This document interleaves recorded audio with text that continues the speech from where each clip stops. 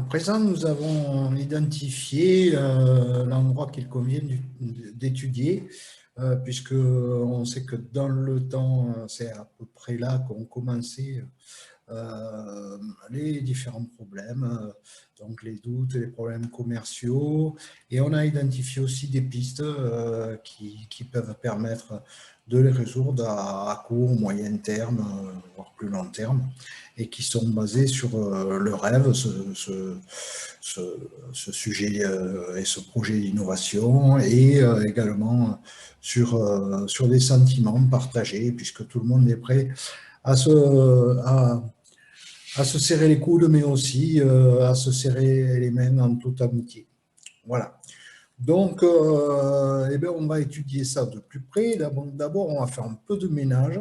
On va regarder réellement tout ce qui est lié à ce secteur. Donc, on a le commerce, les compétences avec les doutes, un lien effectivement avec la communication interne et externe, et ces opportunités qui peuvent nous permettre de résoudre les problèmes de notre petit binôme et donc de cette petite entreprise. Pour ça, on va commencer à regarder de plus près ces problèmes-là. Et non, mais là, oui, il me manque quand même quelque chose. Voilà. Oui, on regarde les problèmes, mais on regarde aussi les opportunités, c'est normal. Voilà, donc on va regarder ça plutôt dans la période commerciale et les problématiques liées au doute, mais pendant la phase de croissance. J'aimerais voir ça, moi. Donc là, OK, on a découpé. Donc, il y a un an, ça, c'était la phase où on est rentré dans le problème. Et depuis un an à 7 ans, il y a 7 ans, elle a été créée l'entreprise. Donc, jusqu'à il y a un an, j'aimerais voir un peu plus que vous me disiez comment ça s'est passé. Et voilà, on a grandi un petit peu et puis on me donne des infos. Ah, oulolo, ils sont mignons, ils m'ont tout dit. Ils m'ont tout dit. Alors, qu'est-ce qu'ils me disent? Ils ont créé l'entreprise il y a 7 ans. Qu'est-ce que c'est le gris là? Le gris, c'est un gros client. Ah oui, d'accord. Ben, certainement que vous aviez déjà repéré un gros client qui était prêt à vous faire travailler et donc vous avez créé l'entreprise pour lui faire des réparations. Et les réparations, donc, qu'est-ce que c'était ces systèmes? C'était des appareils respiratoires, je crois. Voilà, donc vous aviez déjà le gros client, vous avez ouvert l'entreprise. Bon, bien sûr, que le violet, c'est du commercial et de la gestion, bien sûr, par rapport à ce que vous aviez à faire, etc. Vous aviez besoin de gérer tout ça, de faire la facturation, et puis d'aller voir les clients pour passer commande, etc., etc. Et le reste du temps, un peu plus d'une personne, on va dire, hein, puisque vous étiez deux, donc forcément. Donc, un peu plus d'une personne, vous le consacriez à votre projet d'innovation, à continuer à essayer de voir votre truc là, qui permet d'aller sous les mers. Donc, OK, ça marche, ça c'était la première année. La deuxième année, on voit que ça a un peu augmenté ces côtés des charges chez votre gros client. Vous allez commencer à trouver les petits trucs, les petits contrats avec des petits clients, etc. Et donc, vous les avez pris, ça a augmenté forcément, du coup, les charges de gestion, de commercial, de livraison, etc. Forcément. Et donc, le projet d'innovation a un peu pâti, donc vous y avez consacré un peu moins de temps. OK. L'année suivante, eh ben, c'est pareil, ça augmente chez le gros client, ça augmente chez les petits, ça fait de la gestion en plus, un peu moins d'innovation. L'année d'après, pareil, là. Là, au bout de 3 ans, là, quand même, on commence à plus du tout travailler sur le projet d'innovation, on est surbooké par les travaux qui sont à réaliser et par toute la partie administrative, commerciale et de gestion. Et il y a 2 ans, là, vous avez vu que vous étiez arrivé au taquet, vous étiez surbooké par le travail, et la gestion, elle en prenait un coup, et l'innovation n'en parle pas. Et donc, du coup, forcément, vous vous êtes dit, il va falloir trouver une autre stratégie pour notre entreprise. Eh bien, d'accord. Ok, je vois, je vois, je vois. C'est bien. Donc, du coup, qu'est-ce que ça a donné alors? Qu'est-ce que ça a donné? Ben, ça a donné effectivement que la facturation et donc votre chiffre d'affaires, ben, votre chiffre d'affaires, il s'est envolé les premières années, là, les 1, 2, 3, 4, 4 premières années, là, voilà, hein, il s'est envolé à ce moment-là parce que vous produisiez de plus en plus et vous vendiez de plus en plus et tout ça, et voilà, super. Mais après, et c'est là que vous nous avez dit que vous commenciez à douter un peu, après, sur les 2 dernières années, là, ça s'est plus ou moins stabilisé. Et oui, et oui, oui.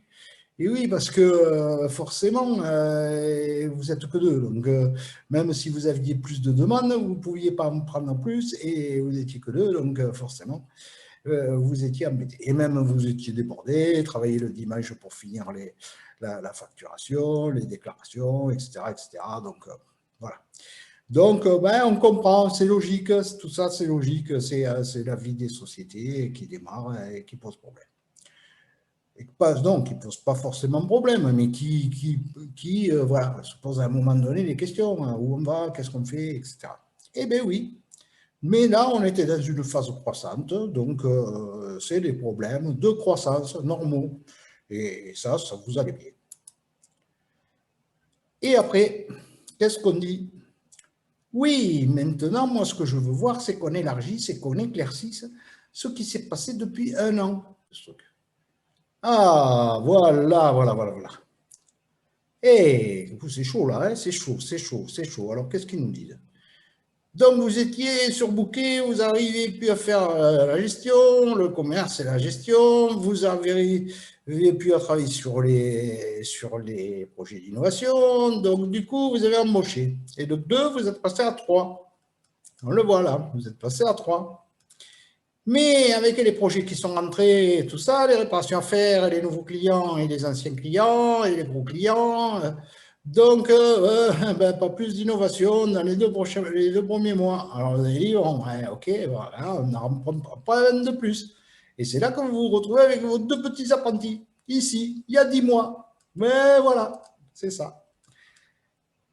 Et là, il y a 10 mois, qu'est-ce qu'on est aujourd'hui? On est en novembre, 10 mois, ça fait janvier, ouais, d'accord, février. On commence avec nos petits problèmes liés à une espèce de virus qui nous fout la panique, etc. Et là, je ne comprends pas très bien, puisque vous étiez sur de la réparation de matériel respiratoire, donc ils en ont besoin quand même, matériel respiratoire. Pourquoi ça baisse la charge? Enfin bon, vous m'expliquerez ça après. Donc, votre gros client, lui, il s'écroule. Vos petits clients, eux, ils augmentent, mais pas aussi vite que le gros, il s'écroule. Et voilà, mais heureusement que vous avez encore les petits clients. Ouais. Et du coup, les 4 personnes que vous aviez prévues et qui étaient là, et bien, petit à petit, il y en a certains qui n'ont plus de travail à faire et qui se retrouvent donc sans activité.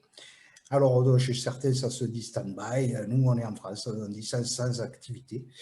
Et du coup, bien sûr, ben, vu qu'en plus, il y a eu les mesures de chômage partiel, etc., vous m'avez tout mis à un chômage partiel en attendant que le problème se résolve de lui-même, ou plus ou moins, mais en gardant quand même un peu de commerce ici, parce qu'il faut bien trouver des solutions et qui sont des solutions commerciales. Bon, c'est bien. Par contre, l'innovation, allez hop, aux oubliettes, plus de budget, plus d'innovation, allez hop, on n'en parle plus de l'innovation. Je comprends, c'est logique, la plupart des entreprises font ça, hein, c'est logique, c'est logique. Voilà. Et donc, qu'est-ce qu'on en conclut de tout ça? Eh bien, on en conclut que forcément, au niveau de la facturation, ça a chuté. Et oui, ça a chuté la facturation. Et on se retrouve, ben oui, il n'y a plus que les petits qui facturent. Donc, il y a un truc quand même qui me surprend. Un truc qui me surprend. Là, j'ai l'impression qu'avec moins de charges chez les petits clients, il y a plus de chiffre d'affaires Il y a plus de chiffre d'affaires que chez les gros. Ouais, je me doute de ce qui a dû se passer. C'est que là, sur les années qui précédaient, on vous a augmenté les charges, mais on vous a fait baisser les prix. Et en baissant les prix, vous avez les maintenus ou vous avez augmenté, voire même les petits clients. Donc le gros client, lui, sous prétexte qu'il faisait du gros volume, il avait des grilles qui n'étaient pas chères, et les petits clients, bah, ça vous ne leur avez pas dit, mais ils avaient des grilles qui étaient forcément un peu plus chères. Bon, ça, on regardera ça après, parce que moi, ce n'est pas comme ça que je le ferai, hein, mais on va en discuter après, on en discutera ensemble. OK. Donc, oui, tout est logique là-dedans, tout est logique. Donc maintenant, qu'est-ce qu'on peut dire? Qu'est-ce qu'on peut dire? Ben oui. On peut dire que là, bien sûr, on se retrouve avec un autre problème commercial, hein, voilà, on a perdu le gros client, il nous reste les petits, mais ils sont pas, il n'y en a pas assez pour donner du travail à 4 personnes. Et donc, voilà. Et en plus, on n'a pas de budget pour travailler sur l'innovation, donc c'est la galère. Donc, on a notre problème qu'on a identifié déjà depuis un moment, hein, mais ça confirme. Ça confirme. Par contre, on commence à voir quand même qu'il y a des choses un peu particulières. On a parlé des prix, on a parlé des petits clients, on a parlé du gros client qui, soi-disant, était fidèle et qui vous a lâché comme un malpropre juste à la période où il ne fallait pas. Bon, ça, c'est des trucs qu'il va falloir prendre en compte quand on va réfléchir sur notre stratégie à court terme, à moyen terme et à long terme. Mais il n'y a pas que ça. Non, il n'y a pas que ça. Qu'est-ce qu'il y a d'autre? Qu'est-ce qu'il y a d'autre? Eh oui. Eh oui, oui, oui, oui, je pense qu'il a raison, le soleil. Il faut se demander pourquoi. Et parfois, il faut même aller jusqu'à se demander 5 fois pourquoi. Mais là, on va essayer de se demander pourquoi. Alors, pourquoi ce gros client qui était fidèle, qui vous a permis de créer votre entreprise il y a 7 ans, et avec qui vous travaillez depuis très longtemps, il vous a lâché. C'est un problème de qualité, c'est un problème qui ne vous aime plus, vous avez fait des conneries. Alors, dites-nous la vérité, on a dit, hein, la franchise, hein, toujours la franchise. Allez, dites-nous. Le gros client envoie ses réparations à sa filiale de l'Est en baisse d'activité. Je ne crois pas ça. Je ne crois pas que ça soit possible dans notre pays. Attends, on est en train de vouloir essayer de rapatrier de la production en France, et les sociétés françaises, sous prétexte qu'elles ont des filiales à l'étranger, elles envoient le boulot à l'étranger. Mais enfin, bon, c'est des filiales qui sont à elles. Et comment on peut leur reprocher de ne pas vouloir optimiser leurs charges aussi? C'est compliqué. C'est compliqué. Mais enfin, là, vous n'y pouvez rien. Ce n'est pas un problème lié à votre entreprise, lié à votre travail, tout ça. C'est un risque que vous n'aviez peut-être pas identifié. Mais voilà, vous n'y pouvez pas grand-chose, vous. Hein, mais la seule chose, c'est de vous prémunir de dépendre comme ça d'un seul client. Et ça c'est quand même un gros risque que vous avez pris et qu'il faudra éviter à l'avenir. Donc, on y reviendra. Ok, bon, mais c'est sympa d'avoir expliqué pourquoi. Par contre, oui, moi, si on regarde le truc du dessus, moi, je vois quand même d'autres choses. Hein. Honnêtement, hein, je vois d'autres choses.